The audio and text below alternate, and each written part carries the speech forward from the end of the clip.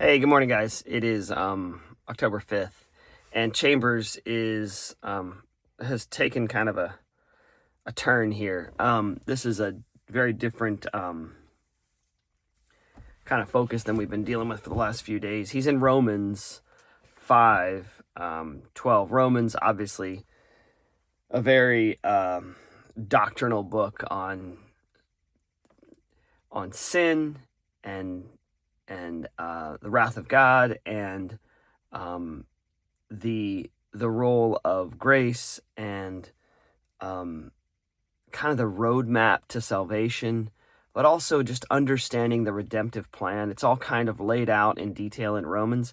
Romans 5 is dealing with Romans 5:12 in particular is dealing with how sin entered the world through one man. And I'll read it in, NIV says, "Therefore, just as sin entered the world through one man, and death through sin, and in this way death came to all men, because all sinned." And we can get caught up sometimes. I remember when I was younger, I got caught up in the fact that, wait, it's not fair. It's not fair. That's anytime you catch yourself saying it's not fair, back up and eat those words, because it's just not a place where we are meant to be saying that's not fair. Anyway, it's not fair that Adam sinned and I have to deal with the death that entered through sin.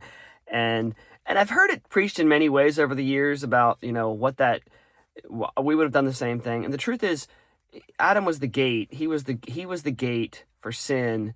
Jesus is the gate to redemption. This is the way God designed the redemptive plan. And it is what it is. Sometimes we get so wrapped up with what it should be, could be, might be.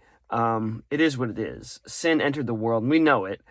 But it's interesting how Chambers takes the sinful nature, and what he says is, when he talks about the sinful nature, he talks about a disposition of sin. The disposition of sin, he says here, vis-a-vis my claim to my right to myself. He said that, Chambers says that again and again and again and again, and it's a really interesting way of perceiving the disposition of sin. Me as a sinful creature, living in my sin is living in my claim to my right to myself. And you see that in people who have not humbled themselves to the cross, and it is very apparent, my claim to my right to myself. And he said that entered into the human race by one man. That gate to sin was Adam. He says, Chambers says, the disposition of sin is not immorality and wrongdoing, but the disposition of self-realization. I am my own God. I will determine what I want to do for me. And that is, it doesn't matter what period of history you look at, and you look at the sin that plagues humanity, it always comes down to that really simple kind of premise. It is, I want to do what I want to do because I am a man of my own destiny. I can I can decide what I want to do, and it comes out very, very obviously in children, really, really young. My claim, again, he says, my claim to my right to myself, and the truth is, that claim to my right to myself, that is at the kind of the core of sin, and has with it, or bears with it, the wrath of God, which we can claim a right to ourselves. The problem is, the wages of that is death. It's death. It's the wrath of God. It's death. Chambers says here a little bit later, sin is a thing I am born with, and I cannot touch it.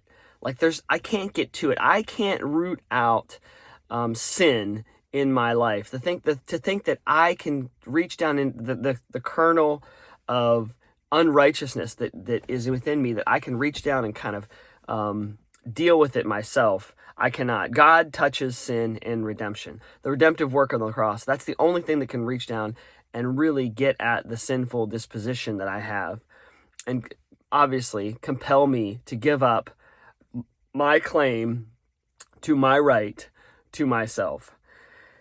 And then he says, he wraps it up here with a scripture. He says, this is the judgment, that the light is come into the world, and the men loved darkness and men loved the darkness rather than the light. And that's really at the core of it. The giving up my claim to my right to myself means that I'm going to love light versus darkness.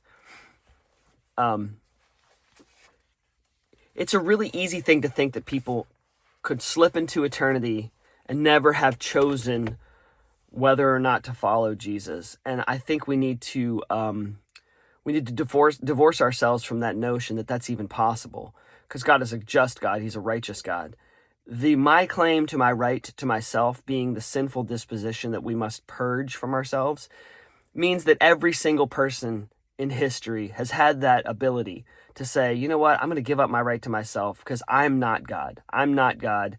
And Abraham just believed, and that was credited to him as righteousness. So anyway, all that said, that phrase, I would encourage you to remember. My claim to my right to myself is something that is, if we find ourselves ever being drawn to that, that is the core of the sinful disposition. Guys, have an awesome day.